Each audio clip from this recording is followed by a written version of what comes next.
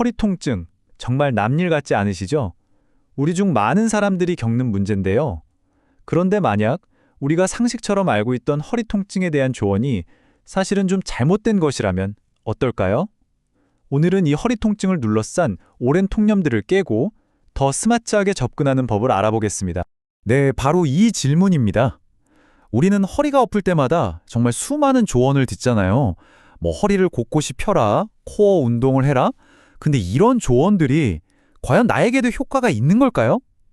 지금부터 그 진실을 한번 파헤쳐 보겠습니다. 맞아요. 뭐 책상에 오래 앉아 있거나 운전을 길게 하거나 사실 그냥 살다 보면 누구나 한 번쯤은 겪게 되는 게 바로 이 허리 통증이죠. 정말 지긋지긋한 우리 모두의 적이라고 할 수 있겠습니다. 이 말 정말 지겹도록 듣지 않으셨나요? 헬스장에 가든 병원에 가든 허리 아프다고 하면 거의 공식처럼 나오는 말이잖아요. 코어를 키우세요. 하지만 우리가 이렇게 당연하게 여겼던 이 조언에 의문을 제기하는 목소리가 점점 커지고 있습니다. 그런데 말이죠. 우리가 이렇게 철석같이 믿고 있던 이 코어 강화라는 게 어쩌면 완전히 잘못된 생각에서 출발한 거라면 어떨까요? 이제부터 그 논쟁의 중심으로 한번 들어가 보겠습니다. 이 모든 코어 만능주의의 시작은요, 지금으로부터 꽤 오래전인 1996년으로 거슬러 올라갑니다. 사실 단 하나의 연구가 이 피트니스 산업 전체에 얼마나 큰 영향을 미쳤는지 보여주는 아주 흥미로운 사례라고 할 수 있죠. 이 이론의 핵심은 이거였어요. 우리 몸 깊숙한 곳에 있는 복행근 같은 근육들이 마치 천연 코르셋처럼 척추를 꽉 잡아준다는 거죠. 그래서 우리가 팔다리를 움직이기 전에 이 코어 근육이 먼저 딱 하고 켜져서 척추를 보호해준다는 아이디어였습니다. 자, 그런데 정말 놀라운 게 뭔지 아세요? 이 모든 이론의 시작이 고작 50m초. 그러니까 눈 한 번 깜빡하는 시간보다도 훨씬 짧은 그 찰나의 지연 시간 때문이었다는 겁니다. 허리 아픈 사람들이 건강한 사람보다 이 코어 근육이 켜지는 게 0.05초 늦더라는 거죠. 바로 이 미세한 차이를 찾겠다고 어마어마한 코어 안정성 산업이 탄생한 겁니다. 이 비유가 정말 기가 막힙니다. 딱 와닿죠? 피아노를 더 빨리 치려면 손가락 힘이 센 게 중요한 게 아니잖아요. 정확한 타이밍에 건반을 누르는 연습이 필요하죠. 코어 근육도 마찬가지라는 겁니다. 이게 힘이 약해서가 아니라 근육들 간의 협응, 즉 타이밍에 문제가 있을 수 있다는 거죠. 이 말도 정말 중요해요. 허리가 아프면 우리 몸은 본능적으로 그 부위를 보호하려고 주변 근육을 꽉 긴장시켜요. 그래서 뻣뻣하게 마치 통나무처럼 걷게 되죠. 그런데 이런 사람한테 코어를 더 단단하게 만드세요 하면서 플랭크를 시키는 건 불난데 기름을 붓는 격일 수 있다는 겁니다. 이미 과도하게 긴장하고 있는데 거기에 더 힘을 주라고 하는 거니까요. 자, 그럼 정답은 뭘까요? 뭘 해야 할까요? 연구 결과는 아주 명확합니다. 플랭크처럼 코어만 콕 집어서 하는 운동이나 아니면 그냥 걷기, 수영 같은 일반적인 운동이나 장기적으로 봤을 때 허리 통증 완화 효과는 거의 똑같다는 거예요. 핵심은 어떤 특별한 운동을 하는 게 아니라 그냥 움직이는 것 자체에 있다는 거죠. 네, 그래서 일단 움직이는 게 중요하다. 여기까지는 알겠습니다. 그런데 여기서 끝이 아니에요. 한 걸음 더 들어가 볼게요. 똑같은 움직임이라도 언제 하느냐에 따라서 이게 약이 되기도 하고 독이 되기도 한다는 사실 혹시 아셨나요? 우리가 매일 아침 무심코 하는 이 스트레칭이 사실은 우리 허리를 망치고 있을 수도 있다면 믿으시겠어요? 이유는 이렇습니다. 우리 척추 디스크를 스펀지라고 한번 생각해 보세요. 밤새 누워있는 동안 이 스펀지가 물을 쫙 빨아들여요. 그래서 아침에 일어났을 때가 디스크가 가장 빵빵하고 팡팽하고 그래서 또 가장 취약한 상태인 거죠. 이런 상태에서 갑자기 허리를 푹 숙여서 스트레칭을 한다? 그건 물을 가득 머금은 스펀지를 그냥 쥐어 짜버리는 거나 마찬가지입니다. 그래서 핵심은 이겁니다. 아침에 일어나자마자는 좀 참으세요. 최소 1시간 정도는 강하게 허리를 구부리거나 무거운 걸 드는 행동은 피하는 게 좋습니다. 대신 가볍게 걷거나 따뜻한 물로 샤워를 하면서 몸을 깨우는 게 훨씬 안전하고 현명한 방법입니다.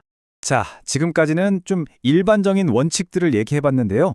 사실 허리 통증에 이거 하나면 다 돼 하는 만병통치약은 없습니다. 사람마다 얼굴이 다르듯 통증의 원인도 다 제각각이거든요. 그래서 나에게 맞는 맞춤 해결책을 찾는 게 정말 중요합니다. 가장 대표적인 예로 우리가 흔히 디스크라고 부르는 추간판 탈출증이랑 척추관 협착증을 한번 비교해 볼까요? 여기 표를 보시면 완전히 다른 양상을 보이죠. 디스크는 주로 젊은 층에서 허리를 앞으로 숙일 때 악 하고 아픈 경우가 많고요. 반대로 협착증은 주로 50대 이상에서 허리를 뒤로 젖히거나 좀 걸으려고 하면 통증이 심해집니다. 원인이 이렇게 다르니까 당연히 운동법도 정반대가 되어야겠죠. 예를 들어서 디스크처럼 앞으로 숙일 때 아프다면 반대로 허리를 부드럽게 펴주는 신전시키는 동작들이 통증을 줄여주는 경우가 많습니다. 이게 바로 맥켄지 운동의 기본 원리죠. 하지만 반대로 협착증처럼 뒤로 젖힐 때 통증이 더 심하다면요. 그때는 오히려 허리를 살짝 앞으로 구부려주는 동작들이 좁아진 신경통로를 넓혀줘서 도움이 될 수 있습니다. 자, 이제 마지막으로 나이와 척추에 대한 이야기를 좀 해볼게요. 시간이 흐르면서 우리 몸이 변화하는 건 정말 자연스러운 현상이잖아요. 척추도 예외는 아니죠.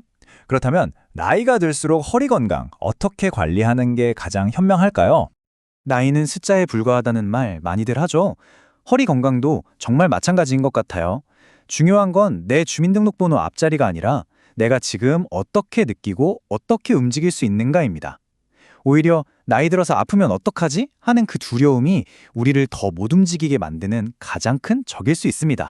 그래서 노년층의 운동은 접근법이 좀 달라야 합니다. 단순히 근육을 키우는 게 목표가 아니에요. 넘어지지 않게 균형을 잡고 안전하게 움직이는 게 최우선이고요. 또 매일 똑같은 운동만 하면 지루하니까 재미있게 다양하게 하는 것도 중요합니다. 무엇보다 일상생활의 움직임과 연결해서 운동해야 진짜 도움이 되죠. 네, 바로 이겁니다. 진짜 목표는 헬스장에서 무거운 쇳덩이를 드는 게 아니에요. 내가 좋아하는 화분에 물을 주고 손주를 번쩍 안아주고 친구들과 가벼운 산책을 즐기는 것. 이런 소중한 일상을 통증 없이 자신감 있게 해내는 것. 이게 바로 우리가 운동을 통해 얻어야 할 진짜 가치 아닐까요? 결론은 아주 간단합니다. 이제 내 코어가 약해서 허리가 아픈 거야 라는 낡은 신화에서는 벗어날 때가 됐습니다. 그 대신 내 몸의 소리에 귀 기울이면서 좀 더 똑똑하고 지혜롭게 움직이는 방법을 찾아야 합니다. 정답은 어떤 마법 같은 운동 하나에 있는 게 아니에요. 내 몸을 이해하고 나에게 맞는 안전하고 편안한 움직임을 꾸준히 해 나가는 것. 그게 바로 핵심입니다. 자, 오늘 저와 함께 허리 통증에 대한 새로운 생각법을 알아봤는데요. 이 이야기가 끝나고 나서 여러분의 일상에서 바로 적용해 볼 수 있는 작지만 스마트한 변화는 무엇이 있을까요?